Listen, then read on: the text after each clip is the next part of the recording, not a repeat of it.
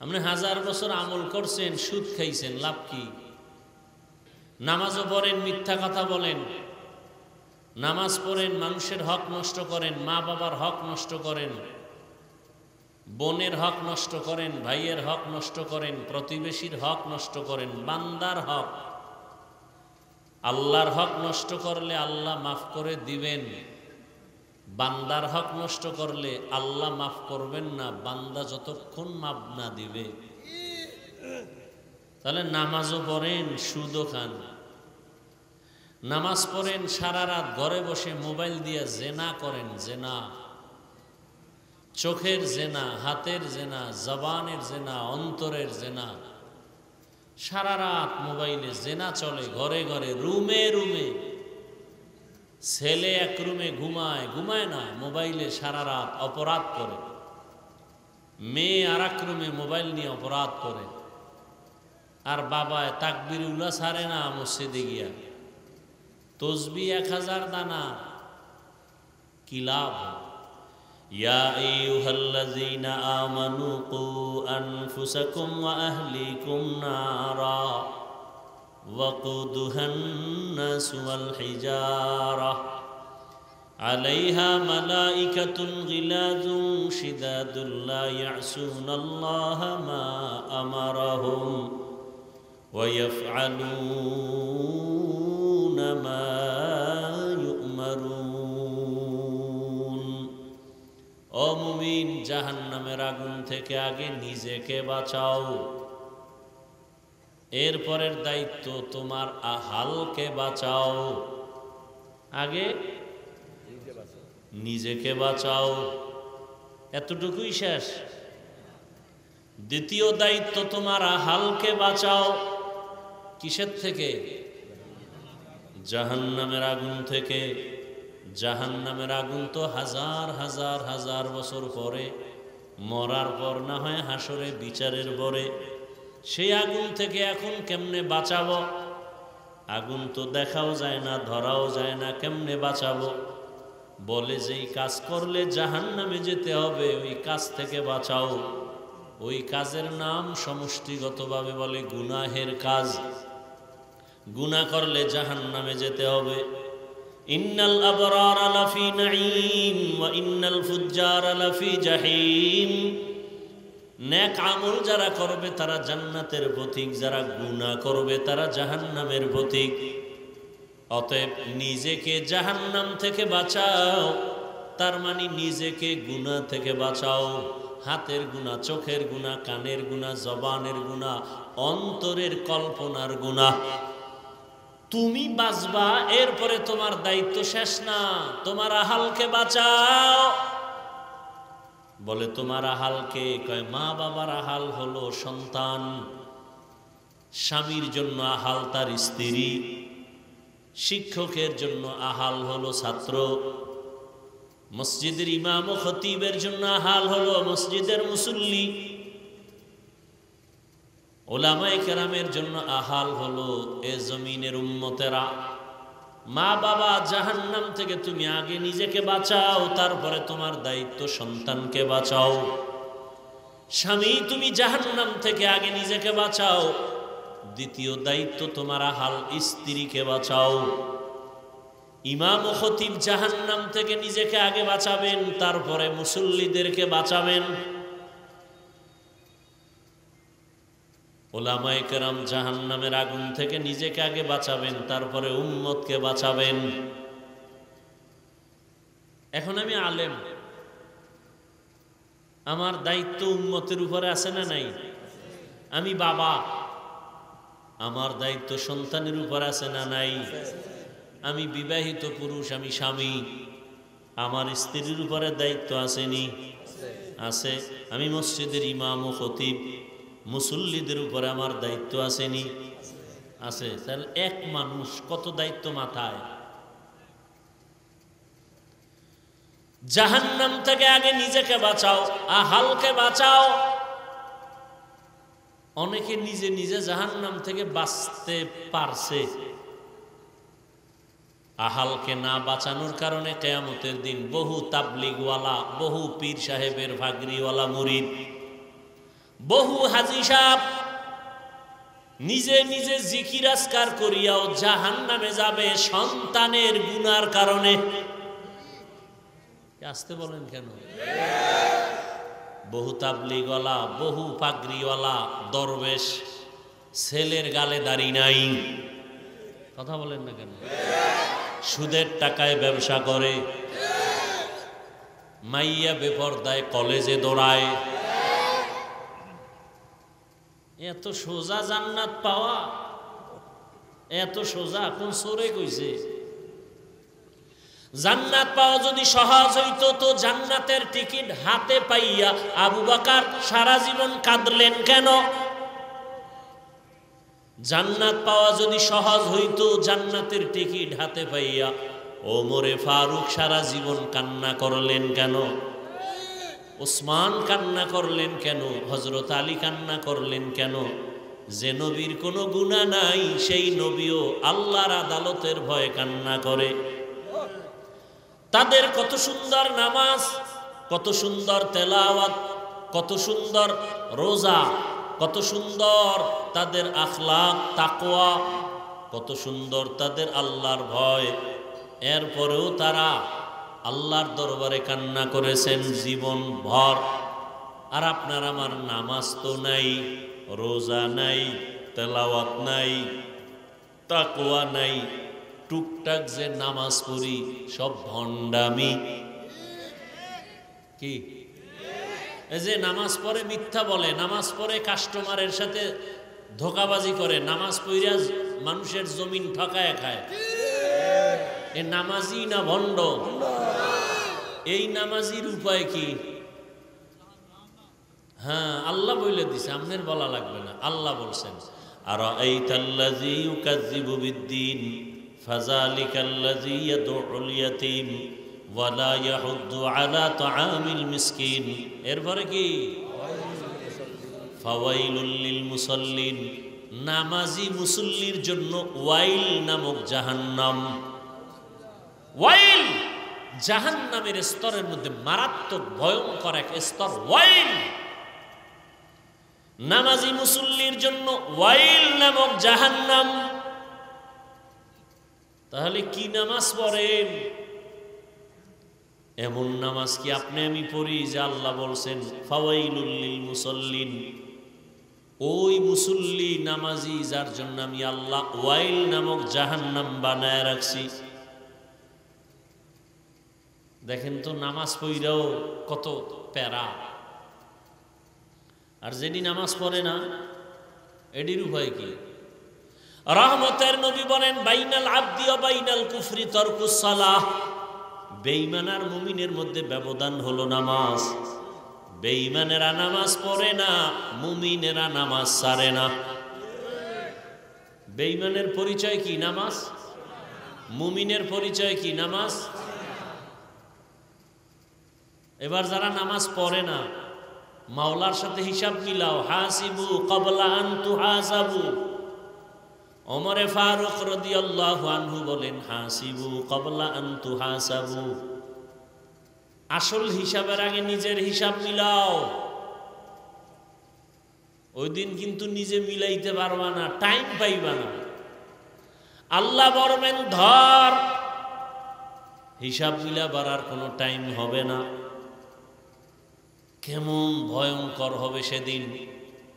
নবীদের কোনো গুনাহ নাই, তারাও কান্না শুরু করবেন। আদম নবী কাঁদবেন, মূসা নবী কান্না করবেন, ঈসা নবী কাঁদবেন। সব মানুষগুলো নারী পুরুষ উলঙ্গ দাঁড়াবে। সূর্যের গরম, মানুষের মাথার মগজগুলো ভাতের মারের মতো ফুটতে থাকবে। জাহান্নামের আওয়াজ, হাসরের ময়দানটা থরথর করে কেঁপে উঠবে। ওদিকে আমার আল্লাহ রাগ করে বলবেন, লিমানিল মুলকুল ইয়াউম লিল্লাহিল ওয়াহিদিল কাহ্হার। দুনিয়া দুনিয়া দুনিয়া দুনিয়া করিয়া যারা আখিরাতকে লাথি মেরে পেছনে ফালায় দিছো, বলো কি পাইছো? বলো টাকা, বাড়ি, গাড়ি। এর ভ্যালু কি? কত টাকাওয়ালা টাকা ব্যাংকে রাখছে, 14 গোষ্ঠী কেউ খাইতে পারে নাই, মরে গেছে। এই টাকার কোনো আছে লাভ? 10 তলা বিল্ডিং করে বাহাদুরি করে লাভ কি? বিল্ডিং থুইয়া জঙ্গলে যদি পালাইতে হয় আছে কোনো লাভ? এই দুনিয়ার পিছনে ঘুরেন না, যেই দুনিয়ার পিছনে ঘুরতে গিয়া বাবার হাতে সন্তান জবাই, সন্তানের হাতে বাবার গলায় ছুরি, মাকে সন্তান জবাই করে, সন্তান মাকে জবাই করে কেন? কয় টাকা দাও না কেন?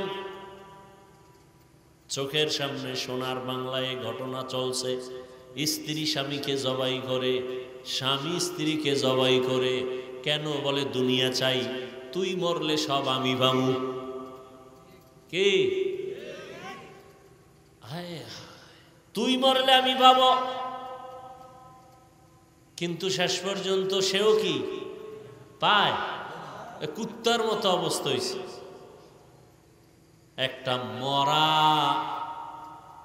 জন্তু পাইছে, কুকুর খাওয়ার জন্য পাগল। ডান দিক দিয়ে কুকুর আসে, আইসা যখন দেখে বাম দিক দ্বারা কুকুর আসতেছে, ওটাকে দৌড়ানি দেয়, ওটাকে দৌড় দিয়া তারায় দিয়া এদিক দিয়ে আর একটায় খেয়ে যায়।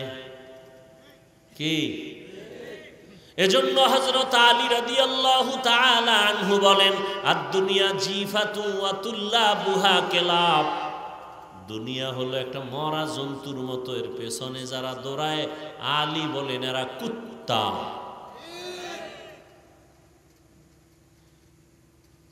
কুত্তা বলছেন কেন? মরা জানোয়ার, মরা জন্তু 3 শ্রেণীর প্রাণীরা খায়। কয় শ্রেণী? মরা গরু দেখলে কুকুরে খায়, শিয়ালে খায়, শকুনেও খায়। হযরত আলী শকুনের কথা বলেন নাই, শিয়ালের কথা বলেন নাই, কির কথা বলছে? কুত্তার কথা বলছে। কেন? কুত্তা বড় খারাপ। শিয়ালে রাতে খায়, দিনে খায় না, ঘুমায়, রেস্টে থাকে। শকুনে দিনে খায়, রাতে খায় না, রেস্টে থাকে। কুত্তা রাতেও খায়, দিনেও খায়। দুনিয়ার কুত্তা যারা দেখবেন, ওরা নামাজে দাঁড়াইয়াও ক্ষমতা,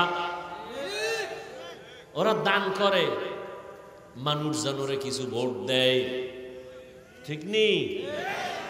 ওরে দানবীর না বললে মাথা গরম, হজ করে আলহাজ না বললে মাথা গরম।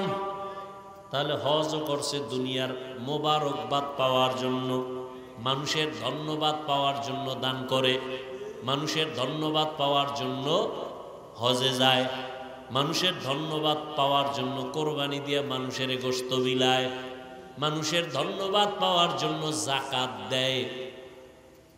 কি দেয়? যাকাত আদায় করে না, এমনি দেয়। আদায় কেউ করে না যাকাত, সব ধোকা ধোকা। ফ্যাশন, পৃথিবীতে কোম্পানি এর থেকে আর নরমাল দুর্বল 3rd ক্লাসের কাপড় বানায় না যাকাতের কাপড় ছাড়া। আর সেগুলিই বড় লোকেরা গরিবরে দেয়, অন টাইম পরলেই সদরঘাট। কি এই ধোকাবাজি আছে না নাই? বলারও মানুষ নেই। কোন মসজিদের খতিব বা ইমাম সাহেব জুমার দিন এই বয়ান করুক না, আমি যা বলছি, পরের দিন থেকে কমিটি বলবে 1 মাসের জন্য বাড়িতে রেস্ট নিয়ে আসেন। ঠিক নেই? কেন? শিয়ালের হাতে মুরগি আমানত। মুরগি আমানত কার হাতে থাকবে? তো শিয়ালের হাতে মুরগি আমানত রাখলে যা হয়, মাদ্রাসা মসজিদ আর ধর্মের চাবি সুদখোর বেনামাজি ঘুষখোরের হাতে রাখলেও তাই হবে। মসজিদ নিয়ে রাজনীতি চলবে না, মাদ্রাসা নিয়ে রাজনীতি চলবে না, ওয়াজ মাহফিলে রাজনীতির বয়ান চলবে না। তাহলে কমিটির মধ্যে রাজনৈতিক লোক কেন? শেষ, ইমানের আওয়াজ শেষ। কমিটির মধ্যে রাজনীতিবিদ কেন? এতদিন আওয়ামী লীগ, এখন বিএনপি। আর হুজুরগ বেলায় রাজনীতি চলবে না, না? রাজনীতি কোরআন সুন্নাহর আলোকে জমিনে আলেমরা করবে, আর দুর্নীতি বা জালেমের রাজনীতি করার কোনো অধিকার নাই।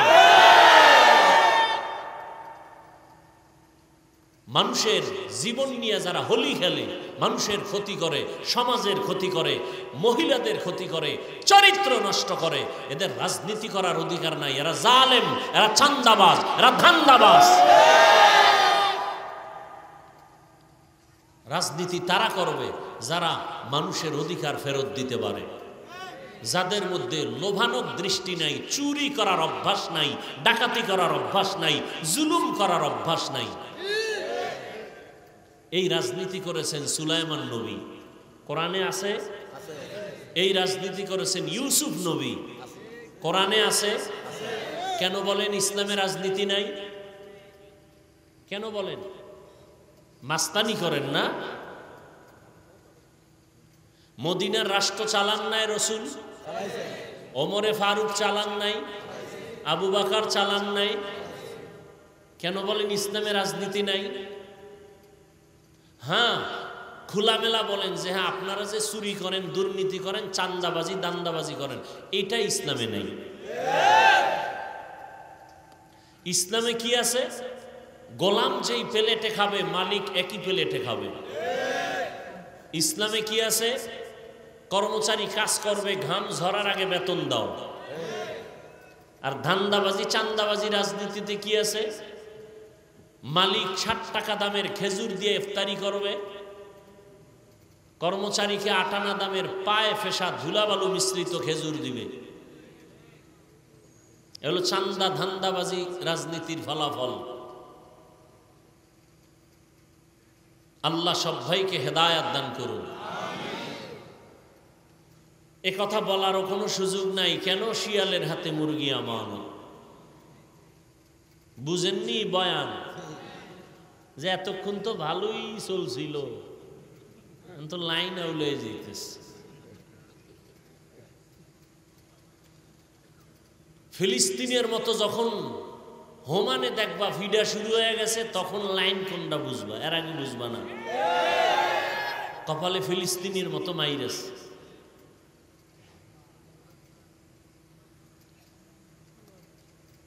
বেঈমানের গালি দিয়ে লাভ কি? ঘরে ঘরে কি অপরাধগুলো চলতেছে। হাজী সাহেবের ছেলে, পীর সাহেবের মুরিদের ছেলে, তাবলিগলার ছেলে, বিয়া শাদির মধ্যে গায়ে হলুদের অনুষ্ঠান চলে, ডেক সেট বাজায়, গানের আওয়াজে বাড়ি এলাকা গরম বানায় ফেলায়। কার বিয়া? কয় হাজী সাহেবের মাইয়ার বিয়া। টাটকা হাজি, ভিআইপি প্যাকেজের হাজি, গায়ে হলুদ চলতেছে। তাবলিগলার পীর সাহেবের মুরিদ মাইয়া ফোলার বিয়া, যৌতুক চলতেছে, গায়ে হলুদ চলতেছে, গান বাজনা চলতেছে। এরপরে কি জানি কমিউনিটি সেন্টারে খানার আয়োজন, নারী পুরুষ সমান অধিকার চলছে সেখানে। বৈষম্য বিরোধী আন্দোলন করছি না, তাহলে আর বৈষম্য করব কেন? সব নারী পুরুষ এক জায়গায় থাকবে। আমার আহলে হাদিস ভাইরা তো এই জন্যই আগের থেকে বৈষম্য এক জায়গায় করার জন্য বলছে, পুরুষ মসজিদে নামাজ পড়বে, নারীরাও মসজিদে নামাজ পড়বে। পুরুষ যেমন পাও ছড়ায় খারাপে নামাজে, মহিলারাও খারাপে, বৈষম্য থাকা যাবে না। কিছুদিন পরে কইব যে মহিলারা বাচ্চা নেয়, পুরুষেরও নিতে হবে, নাইলে পেট ফাইরা ঢুকাও। বৈষম্য করা যাবে না। গজবে ধরছে এই জাতির কপাল, গজবে ধরছে, পচন ধরেছে, পচন। বৈষম্য। আল্লাহ হেদায়াত দান করুন। কোরআন শরীফে আল্লাহ বলছেন, মা তাশতাহি আনফুসুকুম, জান্নাতে গিয়া যা চাইবে তাইবে। কোরআনের আয়াত না? এক চোরায় খারায় কয় ওখানে আকিস বিড়ি ভামুনি। যারে প্রশ্ন করছে ঠেডা মার্কা হুজুর, জবরদস্ত ওলিয়ে কামেল শাহ আতাউল্লাহ বুখারী রহমতুল্লাহ আলাইহি, তাকে প্রশ্ন করছেন জান্নাতে যা চাবো তাই পাবো, বিড়ি ভামুনি? হুজুর জবাব দিলেন, হ্যাঁ বিড়ি পাবা, তবে বিড়ির মধ্যে আগুন লাগবে, লিখা লাগবে, আগুন নিতে জাহান্নামে যেতে হবে। কেন এই বিড়ি লাগবে না। তাহলে জান্নাতে যা চাইবে তাই পাইবে, তার ব্যাখ্যা কি? সরকার বলল গোটা দেশের মানুষকে আমার কাছে যা চাইবা তাই পাইবা। আপনাদের এলাকার কেউ যদি বলে আমাকে স্বরাষ্ট্রমন্ত্রী বানাও, হবে? আপনার যতটুকু বাউন্ডারি আছে, সীমাবদ্ধতা আছে, ওই সীমাবদ্ধতার মধ্যে থেকে যা চাইবেন তাই পাইবেন।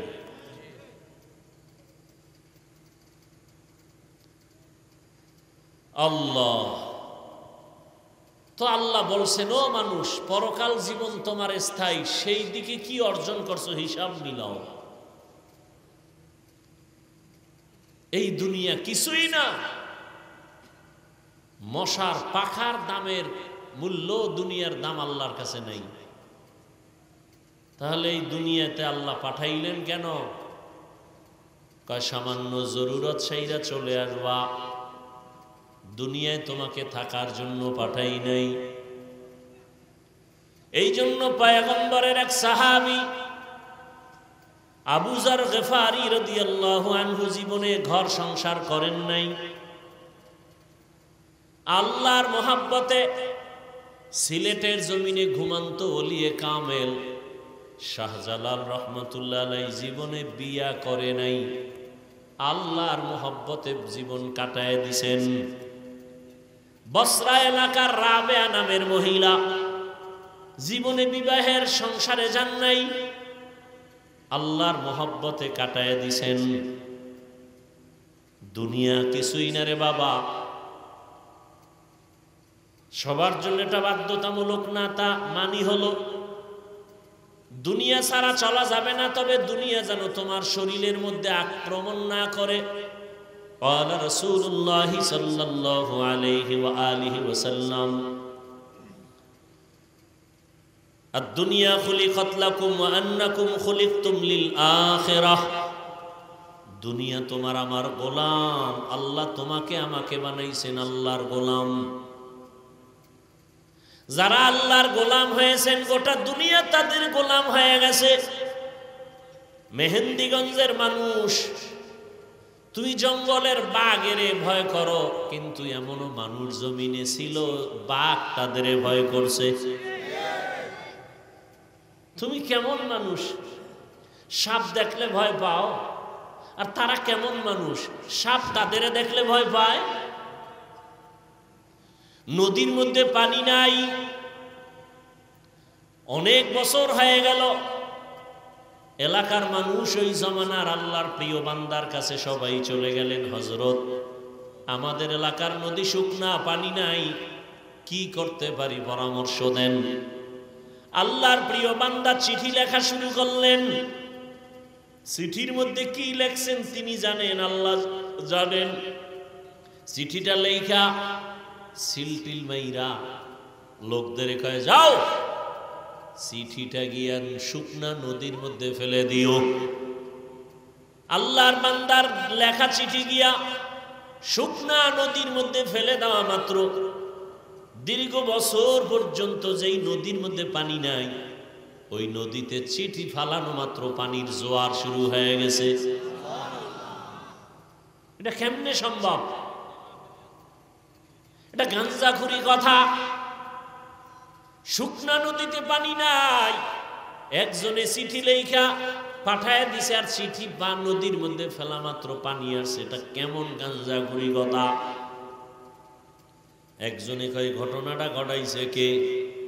কয় বাংলাদেশের একজন পীর সাহেব। কয় ট্রিপল কাফের। কেমন কাফের? কথা কন না কেন? কয় না না না হিসাব না। কে? তাবলিগের এক মুরব্বী। কয় ডবল কাফের। কয় না না তাবলিগের মুরব্বী না। কে ঘটাইছে? কয় দেওবন্দের এক হুজুর। কয় সিঙ্গেল কাফের। কয় না না দেওবন্দের হুজুর না। তাহলে শুকনা নদীর মধ্যে চিঠি দিয়া পানি আনাইছে কে? এই গাঞ্জাখুরি কামটা কে করলো? খুঁজতে খুঁজতে খুঁজতে খুঁজতে গিয়া দেখে কয় কামটা ঘটাইছে সাধারণ কোনো বান্দা না, রহমতের নবীর হাতে গড়া সাহাবী ওমরে ফারুক রাদিয়াল্লাহু আনহু। এইবার কি কইবা? ওমরে ফারুক কামনা ঘটায় দিলেন, কি বলবা বলো? এক বেয়াদব কয় ওমরে ফারুকের মধ্যে ভেজাল। আমি ঢাকায় বলেছি, যারা ওমরে ফারুকের বিরোধিতা করবে আর বলবে সে বেদাতি ভেজাল, আমি বলবো তার 14 গোষ্ঠী শুদ্ধ সব ভেজাল। সাহাবায়ে কেরামের বিরুদ্ধে যারা কথা বলে এরা বেয়াদব। এরা কি? চূড়ান্ত বেয়াদব, নিকৃষ্ট বেয়াদব। সাহাবায়ে কেরামদের বিরুদ্ধে যারা বলবে, যারা লেখবে, এরা চূড়ান্ত বলেন, এরা রসুলের দুশমন, এরা ইসলামের দুশমন, এরা কোরআনের দুশমন, এরা আল্লাহর দুশমন। এরা মুসলমান হলেও ৭২ দল জাহান্নামীদের অন্তর্ভুক্ত। সাবধান! যারা সাহাবায়ে কেরামের বিরুদ্ধে বলে বা লেখে এরা মুসলমান, এরা মুমিন, সব ঠিক, কিন্তু কোন দলের? ৭২ দল জাহান্নামীদের অন্তর্ভুক্ত। কারণ নবী বলে গেছেন ৭৩ দল হবে আমার উম্মতের, এক দল জান্নাতে যাবে আর সব জাহান্নামে যাবে। ক্বালু মান হিয়া ইয়া রাসূলুল্লাহ। সাহাবায়ে কেরাম বললেন, যেই দলটা জান্নাতে যাবে তাদের পরিচয় কি? নবী যদি বলতেন আমি মুহাম্মদের যারা মানবে তারা যাবে, নবী এতটুকু বলেন নাই। নবী বলেন, মা আনা আলাইহি ওয়া আসহাবি, আমাকে যারা মানবে, আমার সাহাবায়ে কেরামের সুন্নতকে যারা মানবে, আমি মুহাম্মদেরটাও সুন্নাত, আমার সাহাবায়ে কেরামেরটাও কি? আলাইকুম বিসুন্নতি ওয়া সুন্নাতিল খুলাফাইর রাশিদিন আল মাহদিয়িন। আমার সুন্নতের আকড়াইয়া ধরো, আমার খলিফা সাহাবাদের সুন্নতের আকড়াইয়া ধরো। আমি মুহাম্মদের আদর্শ সুন্নাত, আমার সাহাবাদের আদর্শ সুন্নাত। আমার সাহাবার কেমন সাহাবা? কয় খোলাফা, আমার খলিফা কেমন খলিফা? রাশিদিন, পথ প্রদর্শক। কেমন পথ দেখায়? মাহদিয়িন, হেদায়াত প্রাপ্ত। হেদায়াত।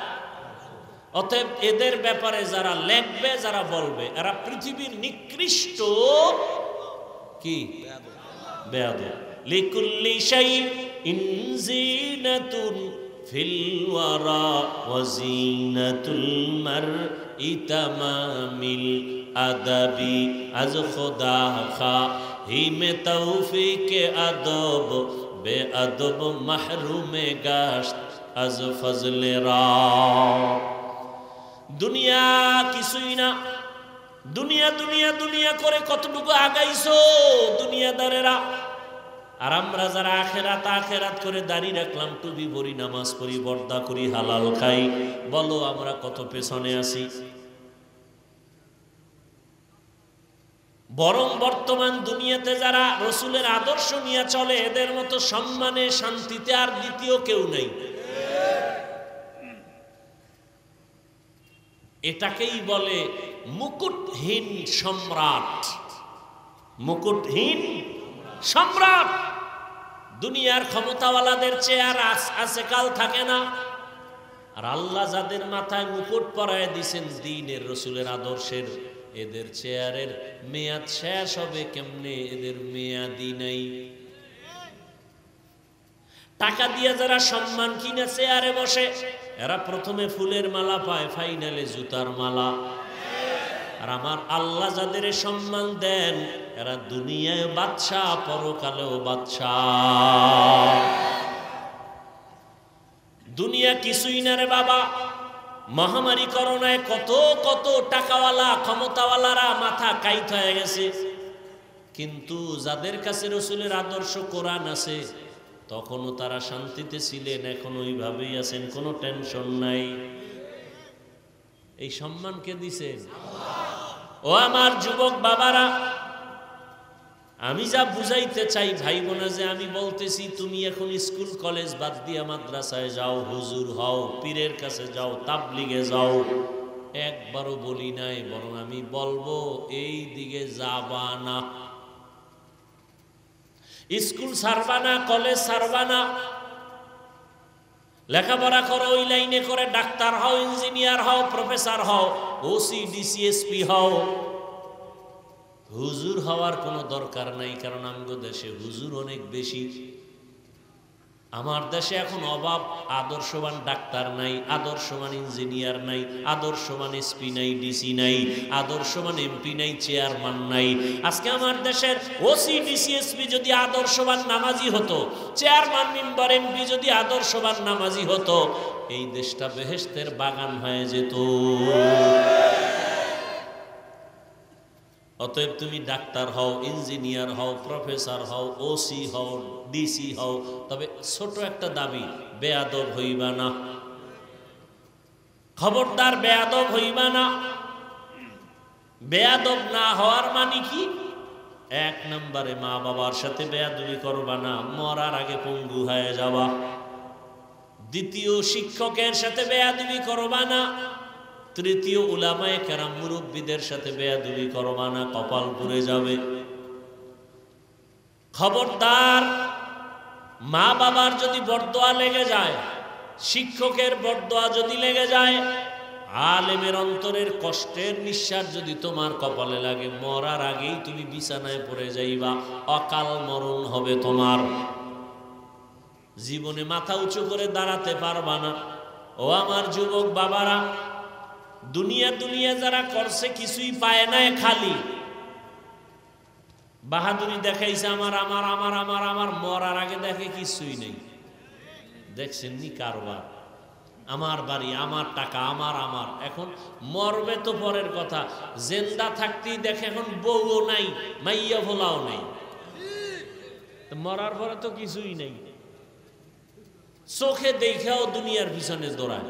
আরে এই যুবক বেহায়া, যেই মাইয়ার পিছনে দৌড়াও, স্বার্থে আঘাত লাগলে মাইয়া কয় এটার আমি চিনি না। ও বেহায়া, ও বেলাজা, লজ্জা হবে কবে আবার তোমার? এমন মাইয়ার পিছে ঘুরো না। কয় না হুজুর, কোরআন লইছে, কসম খাইছে। কত নাম্বার কসম? কয় এটা কেমনে কম? আমি কই তোর সিরিয়াল কত? কয় আমার এই 3 নাম্বার মাইয়া। আমি কই মাইয়ারও 3 নাম্বার তুই। হাসবেন না, কথাগুলো খেয়াল করেন। লজ্জা শরম নাই তো? পায়খানা খাইতে খাইতে এবার মানে এখন যে ওটা গন্ধ, ওটা আর নাই, যেখানে পায় হেইনি চাটা দেয়, জিব্বা বের করে দেয়। শেষ পর্যন্ত 1 মাইয়া, 2 মাইয়া, 3 মাইয়ার পরে সব শেষ, জেলখানার আসামি। চোখে দেখতেছে, এরপরে আকাম করতেছে। তাহলে দুনিয়া দুনিয়া যারা করলো, শেষ ফল চোখের সামনে কিছুই তো পাইল না। এই জন্য আখেরাতের হিসাব মিলাও। আর আখেরাতের হিসাব মিলাইতে গিয়ে তোমার স্কুল ছাড়া লাগবে না, কলেজ ছাড়তে হবে না। তোমার মতো যুবক স্কুল কলেজে পড়ে, চাকরি করে, ব্যবসা করে, 5 ওয়াক্ত নামাজ পড়ে নাই, বাস আর ওয়াজের দরকার নাই। এই কথাটাই তোমার স্বর্ণাক্ষরে অন্তরে ঢুকাও, ঘরের দরজায় টানাও। আমার মতো জেনারেল লাইনের যুবক যদি স্কুলে পড়ে নামাজ পড়ে, আমার কপাল কেন খারাপ? কার বরদোয়া লাগছে কপালে, আমি কেন পারি না? আমার মতো যুবক ইঞ্জিনিয়ার, ডাক্তার, প্রফেসর নামাজ পড়ে, আমি পারি না কেন? আমার কপালে কার অভিশাপ লাগলো? আমার মতো যুবক র্যাব, আর্মি, পুলিশ, বিডিআরের চাকরি করে, নামাজ পড়ে, দাড়িওয়ালা, আমি পারি না কেন? আমার কপালে কার অভিশাপ লাগলো? আমার মতো যুবক জেনারেল লাইনে থাইকা রাস্তায় গাড়ি চালায়, নামাজ ছাড়ে না, নদীতে মাছ ধরে, নামাজ ছাড়ে না, কৃষি কাজ করে, নামাজ ছাড়ে না, তুমি পারো না কেন? অবশ্যই তোমার কপালে কারো বরদোয়া লাগছে। এই জন্য বলছি, ডাক্তার হও, বেয়াদব হইও না। ইঞ্জিনিয়ার হও, বেয়াদব হইও না। যদি বেয়াদব হও, তাহলে তাসলিমার মতো জুতার বাড়ি খেয়ে পালাতে হবে। তাসলিমা নাসরিন MBBS ডাক্তার, এরপরও বোরকা পরে পালাইলো কেন? চূড়ান্ত বেয়াদবি করার কারণে। খুব সাবধান। ডাক্তার হও, ইঞ্জিনিয়ার হও, আদর্শমান, মা বাবার দোয়া নিয়া, শিক্ষকের দোয়া নিয়া, আলেমের দোয়া নিয়া, শুধু মেহেন্দিগঞ্জ না, সম্মান হবে গোটা দেশ জুড়ে। আল্লাহ পারেনি? বিশ্বাস নাই? তাহলে চরিত্র ঠিক করো। কবি নজরুল মরে গেছে, তাকে স্মরণ করো শ্রদ্ধার সাথে, ঠিক না? তোর মতো আকাম করলে মোবাইল নিয়ে সারা রাত কবি নজরুল হতে পারতো না। আজকে মরিয়া গেল, সবাই তাকে আপন করে হৃদয়ে রাখছে, জানে না কবি নজরুলের বাবাকে, মাকে, বাড়ি কই, চেহারা কেমন, কিন্তু হৃদয়ে জায়গা করে নিয়েছে কবি নজরুল একমাত্র সুন্দর চরিত্রের কারণে।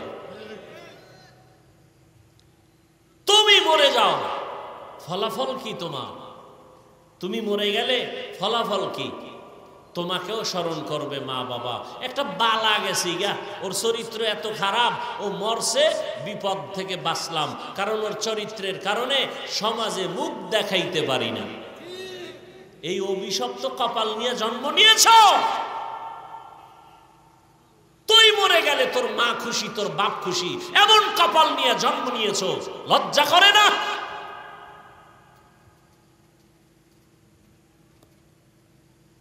তুমি মরে গেলে শিক্ষক খুশি, তোমার চরিত্র এত খারাপ।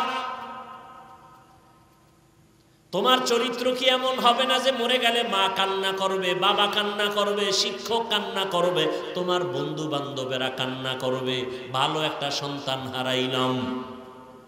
এমন চরিত্র গঠন করো, মোবাইল ছেড়ে দাও।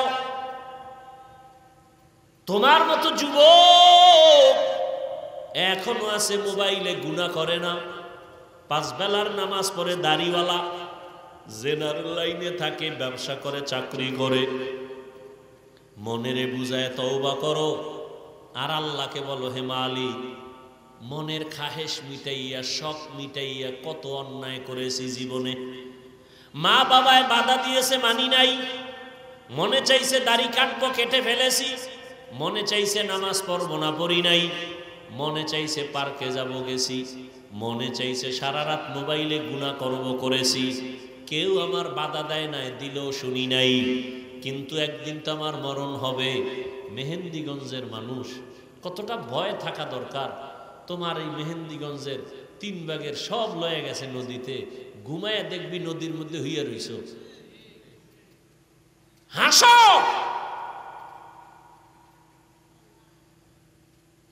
এ মেহেন্দিগঞ্জ ভাঙছে না? আরো ভাঙবে না? এমন কপাল লইয়া কেন আইলা যে ঘুমের মধ্যে মরণ, উঠা দেখবা যে পানি উফরে, চারিদিকে পানি, একটা ধাক্কা দিলে শেষ। কেন এত অপরাধ করো? কেন এত জেনা ভাই বিচার, এত সুদ ঘুষ কেন? বড় লোকের বাচ্চা আছে কিছু কুলাঙ্গার, গরিবের যদি কয় 5,000 টাকা দেন, না না টাকা নাই। যদি কয় সুদে দেন, কয় 1 লাখ লয়ে যাও। এরকম কুলাঙ্গার আছে না নাই? ওরা পৃথিবীর নিকৃষ্ট কুলাঙ্গার। ওদের উপরে আল্লাহর লানত, ফেরেশতাদের লানত, রাসূলের লানত, সমস্ত মাখলুকাতের লানত। ওরা আল্লাহর চূড়ান্ত দুশমন। জমিনে আল্লাহর যত বড় দুশমন আছে, সুদখোরের মতো দুশমন আর একটাও নেই। নিমক হারাম।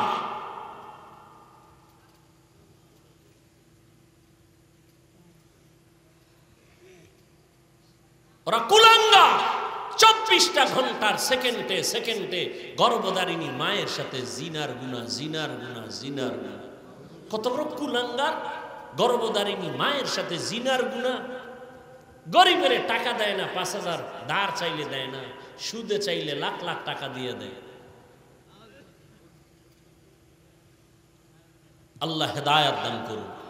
জানি না এদের কপালে হেদায়েত আছে কিনা, কারণ পৃথিবীর নিকৃষ্ট আল্লাহর যত দুশমন আছে, এর মধ্যে বড় দুশমন আল্লাহর, কঠিন। আল্লাহ এদের উপরে রাগ।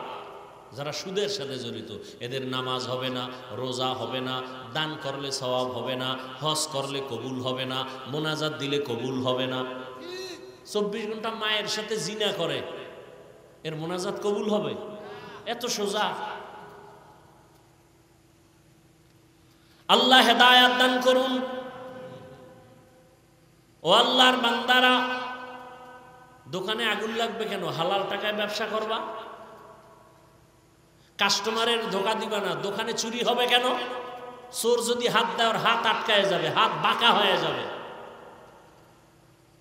তুমি হালাল ভাবে ব্যবসা করো, কাস্টমারের সাথে মিথ্যা বলিও না, 5 ওয়াক্ত নামাজ পড়ো,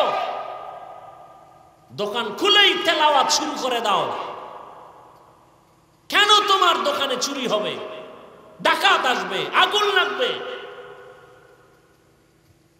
যাকাত পাই পাই হিসাব করে দিয়া দাও, গরিবের হক আদায় করো, ফেরেশতা দিয়ে আল্লাহ হেফাজত করবে।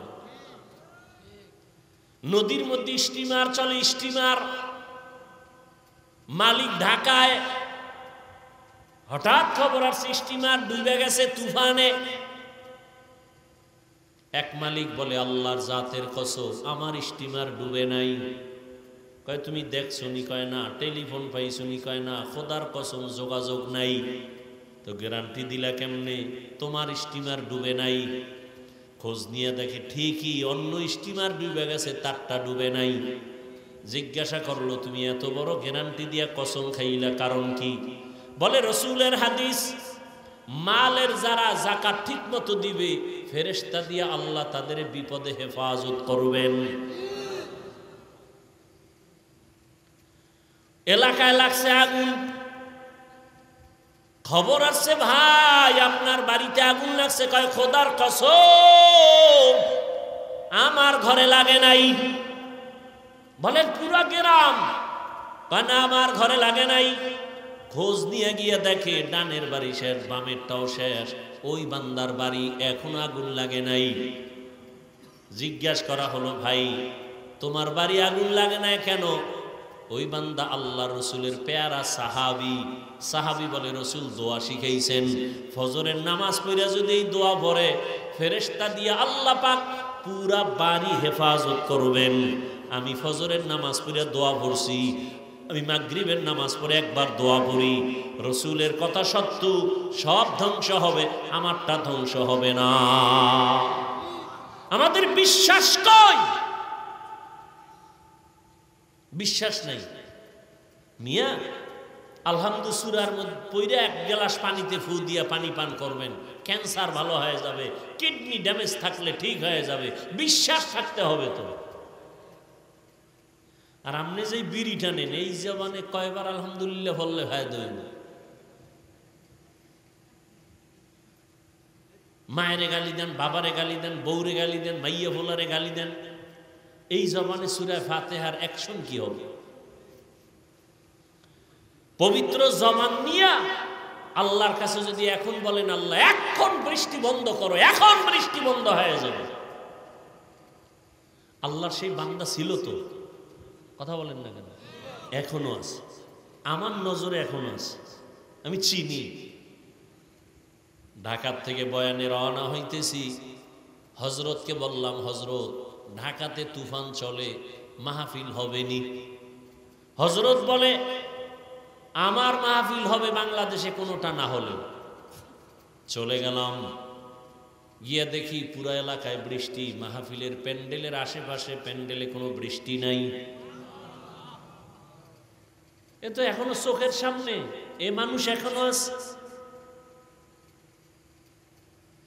হ্যাঁ, আল্লাহর বান্দা নদী ভাঙতেছে, নদী ভাঙতেছে, নদী ভাঙতেছে। আল্লাহওয়ালারা সব এক জায়গায় বসে নদীর পারে একটা কান্না দিয়া দোয়া করবে, আল্লাহর কাছে কান্না দিয়া। একজন আল্লাহর প্রিয় বান্দাকে বলে, এই পাগলা মোনাজাত দে। পাগলায় মোনাজাতটা দিয়ে, আল্লাহ আমি এই মজলিসের মধ্যে অযোগ্য, বড় বড় বুজুর্গরা বসা, আমারে দিছে মোনাজাতে, এই নদী ফিরা, নদী ভাঙ্গন ফিরাও, যদি না ফিরাও আমি মোনাজাত আর বন্ধ করব না। একটা চিৎকার দিয়া নদীর মধ্যে ঝাঁপ দিছে, সাঁতার দিয়ে গেছে। বুজুর্গ কয়, ধর রে। দৌড়াইয়া গিয়া 3-4 জনে যেখানে গিয়া তারে ধরছে, সেখান পর্যন্ত আজও চর হইয়া গেছে, আজও পর্যন্ত 50-60 বছর হইছে, ওখান থেকে আর ভাঙ্গে না। আমাকে বরিশালের ঘটনা, ভাইয়েরা আমার, আর তুমি, তোমার জবানে তো খারাপ, তুমি সারা দিন চায়ের দোকানে বইয়া ইমাম খারাপ, আলেম খারাপ, পিসাব খারাপ, আর তোমার 14 গোষ্ঠী সব ভালো, সুদ খাইল। আল্লাহ হেদায়াত দান করুন। সব কথার শেষ কথা তওবা। আল্লাহ বলেন, বান্দা বিনয়ের সাথে যদি তওবা করো, আমি আল্লাহ তোমার জীবনের সব গুনাহগুলো মাফ করে দিব। ও পর্দার আড়ালের মা বোনেরা, আপনার মতো কত মা এখনো আছে এলাকায়, পর্দা করে, নামাজ পড়ে, মোবাইলে সময় নষ্ট করে না, স্বামীর মাল খেয়ানত করে না, সন্তানটাকে আদর্শবান বানানোর মেহনত করে। আপনারা কেন পারবেন না? তওবা করেন আর নামাজ ছাড়বেন না, বেপরদায় চলবেন না, স্বামীর মাল খেয়ানত করবেন না, সন্তানটাকে আদর্শবান বানাবেন, আদর্শওয়ালা ডাক্তার বানাবেন, ইঞ্জিনিয়ার বানাবেন। মা বাবার দোয়া নিয়া, শিক্ষকের দোয়া নিয়া, উলামায়ে কেরামের দোয়া নিয়া যেন চলে। ওর ব্যবহারে কোনো সময় যেন মা বাবা, শিক্ষক, আলেম ওলামা কষ্ট না পায়। বৃদ্ধ বাবাজিরা তওবা করে 5 ওয়াক্ত নামাজ আদায় করেন। আপনার মতো কত বুড়ারা মসজিদে গিয়া নামাজ আদায় করে, আপনি কেন পারবেন না? যুবক বাবারা, আল্লাহর কাছে তওবা করো আর বলো, হে মালিক, জীবনে কত নামাজ ছাড়লাম, দাড়ি কাটলাম, বেপরদায় চললাম, আজকে থেকে তওবা করে নিলাম, আর নামাজ ছাড়বো না, বেপরদায় চলবো না, মা বাবাকে কষ্ট দিব না। ওলামায়ে কেরামের দোয়া নিয়া, শিক্ষকের দোয়া নিয়া, মা বাবার নেক দোয়া নিয়া, নবীজির আদর্শ মেনে চলবো। তওবা করার মতো যদি নিয়ত হয়, দুটো হাত আমার আল্লাহকে দেখায়া দাও। আয় আল্লাহ, হাতগুলো কবুল করে নেন, তওবা কবুল করে নেন, তওবার উপরে মজবুত হইয়া চলার মতো তৌফিক দান করেন। আমিন। আলহামদুলিল্লাহি রাব্বিল আলামিন, ওয়াসসালাতু ওয়াসসালামু আলা সাইয়্যিদিল আমবিয়া ওয়াল মুরসালিন ওয়া আলা আলিহি ওয়া আসহাবিহি আজমাইন। ইয়া আরহামার রাহিমিন, ইয়া আরহামার রাহিমিন, ইয়া আরহামার রাহিমিন। রব্বিরহামহুমা কামা রব্বায়ানি সগীরা। اللهم إنك عفو كريم تحب العفو فاعف عنا. اللهم إنا نسألك رضاك والجنة ونعوذ بك من سخطك والنار. ইয়া আল্লাহ, মাহফিল কবুল করে নেন, আয়োজনকারী, সহযোগিতাকারী, দান সৎকারীদের কবুল করে নেন, এলাকায় শান্তি দান করেন। আয় আল্লাহ, মা বোনদের পর্দাওয়ালা আবেদা বানায় দেন, সন্তানগুলো নেককার বানায় দেন। আয় আল্লাহ, যারা ব্যবসা করে, চাকরি করে, কামাই রুজিতে বরকত বাড়ায় দেন, অভাবীদের অভাব দূর করে দেন, ঋণ আদায়ের ব্যবস্থা করে দেন। আয় আল্লাহ, সারা দুনিয়াবাসীকে মাফ করে দেন। আয় আল্লাহ, বাংলাদেশ শান্তির দেশ বানায় দেন, মুসলমানের ঈমান আমল হেফাজত করেন, জুলুম থেকে দেশ ও জাতিকে হেফাজত